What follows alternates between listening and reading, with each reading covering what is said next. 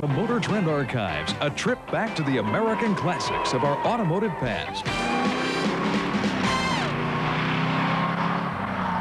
Say the name Pontiac, and it's only natural. 99.98% of us think of classic cars like the GTO or the Trans Am.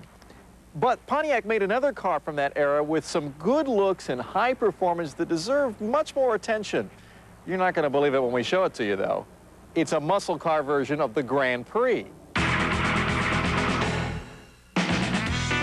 Believe it. This is the Grand Prix SJ, one of the biggest, baddest performance cars you'll see from the muscle car era.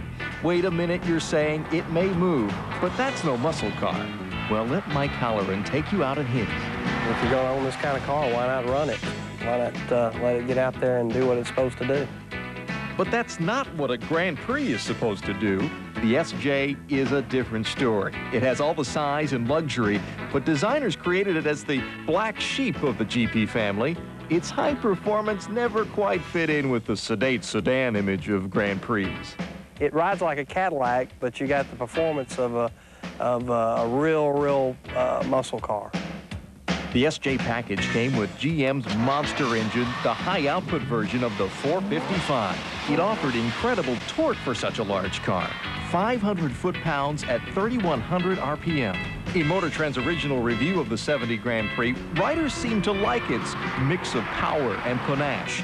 The 455 has a definite big car gut feeling of oblique power.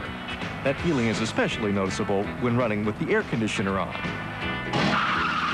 But heat is what makes Mike's find even more rare. This model had a manual 4-speed. They made 65,000 Grand Prix in 1970, and this is one of 500 manual cars that were produced. But the deluxe leather interior makes you shake your head again. This can't be a muscle car.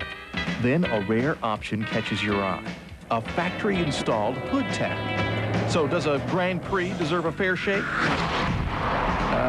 Sure, if you put it that way. It just doesn't look the part. A little longer than your typical muscle car. Take a look. An overall length of 210 inches. The wheelbase is 118 inches, so you can imagine what this car must weigh. I'll tell you in a second, but here's a clue. It is more than its cousin, the GTO. This car is extremely heavy for a muscle car. Most of the muscle cars are, you know, under 3,500 pounds.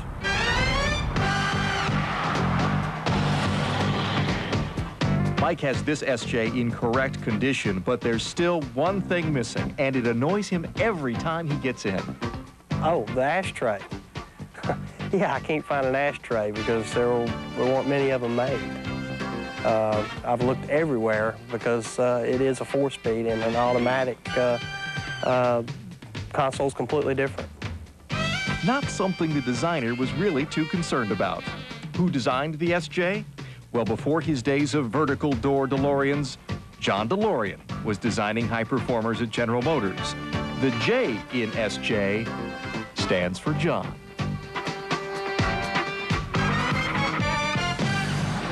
So you still wondering how much this car weighs? 4,194 pounds. That's with the high output engine and all the options. Of course, on this car, that's without something else, an ashtray. I'll find it somewhere. I'll keep looking.